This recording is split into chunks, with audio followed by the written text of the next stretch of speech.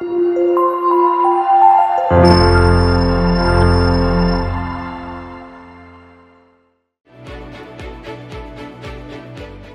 peuple de Dieu et bienvenue à cette nouvelle rubrique des Dites-nous Pasteur. Alors comme d'habitude, je ne suis pas seule sur ces plateaux, je suis accompagnée du pasteur Salem Dibou. Bonjour pasteur. Bonjour ma soeur. Comment allez-vous? Ça va, par la grâce du Seigneur. En tout cas, nous sommes contents de vous recevoir ici dans ce plateau. Merci beaucoup. Alors pasteur, aujourd'hui nous sommes le premier dimanche du mois d'août. Alors dites-nous, sur quel thème vous avez exhorté les peuples de Dieu aujourd'hui? Aujourd'hui, nous avons parlé autour du thème les combats spirituels. Ok. Pourquoi spirituel? C'est pour mettre l'accent sur la nature du combat chrétien.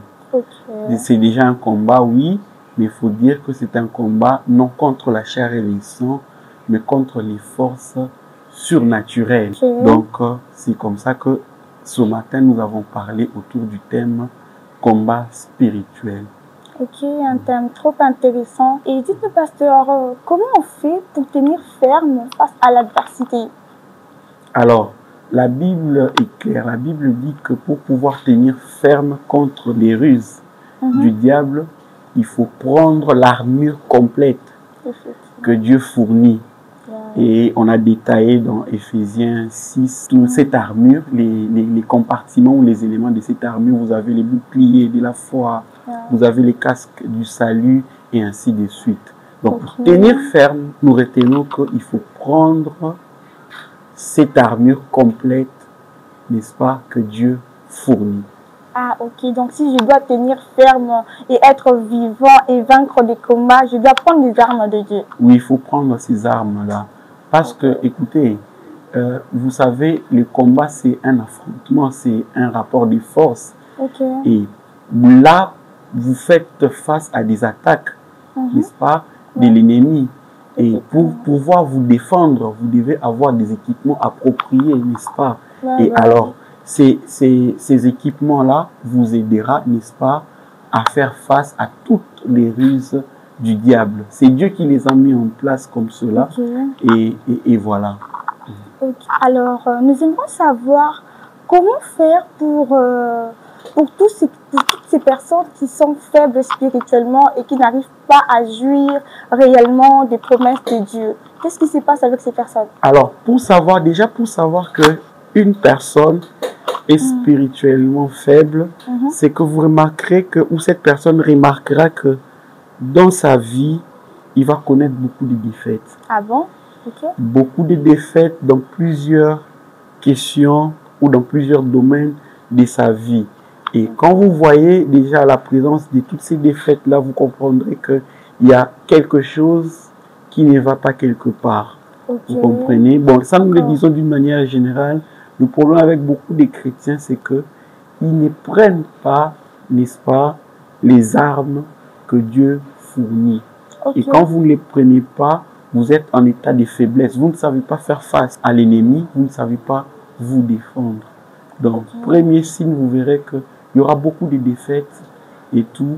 L'ennemi va se jouer de vous, il va vous contrôler, il va faire de vous sa proie. Vous serez une proie facile.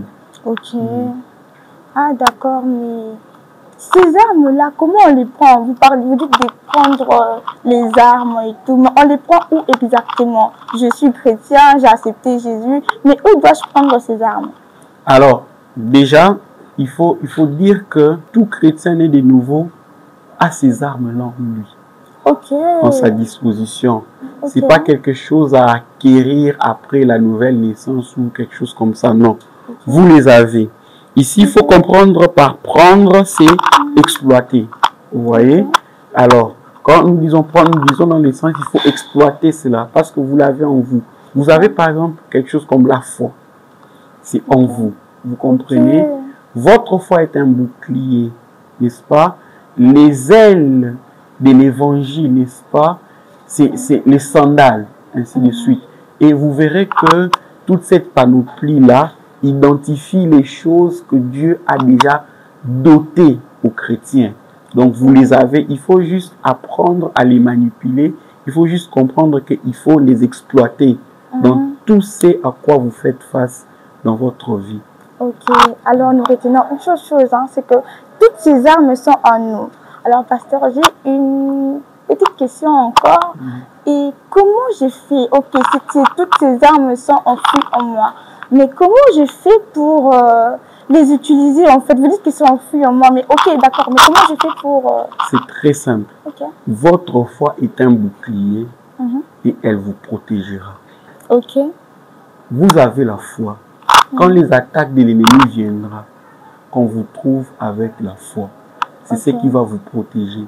Si votre foi, n'est-ce pas, est affaiblie par l'ennemi, quand les attaques viendront, vous serez vaincu.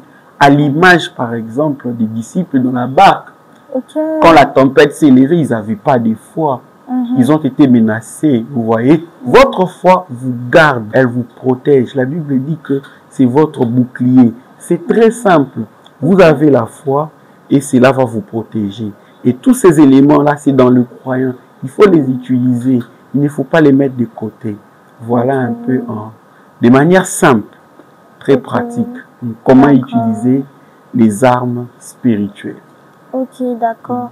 Si je comprends bien, les combats que nous menons est spirituel. Donc, s'il faut mener ces combats, c'est dans la prière, n'est-ce pas? Évidemment. Dans la prière. Évidemment. Parce que la Bible dit, dans Ephésiens 6, verset 18, priez sans cesse. Priez sans cesse. Après avoir dit qu'il y a des arbres qu'on a mis à notre disposition, on nous envoie maintenant dans la prière. Vous avez la foi, vous avez tout ça, vous avez l'épée de la parole de Dieu, allez en prière. Ok, d'accord. Donc ces armes sont à utiliser dans la prière. Un chrétien qui ne prie pas ne combat pas. Un chrétien qui ne prie pas connaîtra beaucoup de défaites. Parce que la prière est en même temps une arme.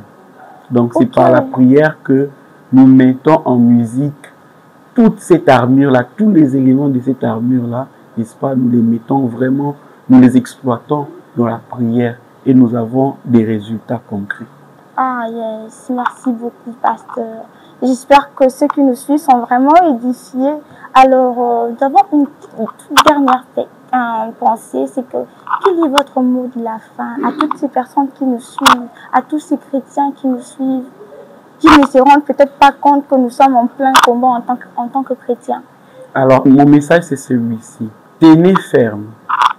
Fortifiez-vous dans la puissance de Dieu. Revêtez-vous de toutes les armes que Dieu fournit pour résister contre les artifices du diable. Et vous verrez que vous aurez toujours des victoires dans votre vie. Amen, amen. Alors, merci beaucoup, pasteur, pour ces mots. Merci, que Dieu te bénisse. Amen. Alors, toi qui nous suis, tu viens d'entendre, les combats est réel, frères et sœurs. Et tu dois prendre les armes de Dieu pour jouir des bénédictions qui sont en Christ. Alors, pour ce, je vous dis à la prochaine édition et shalom chez vous.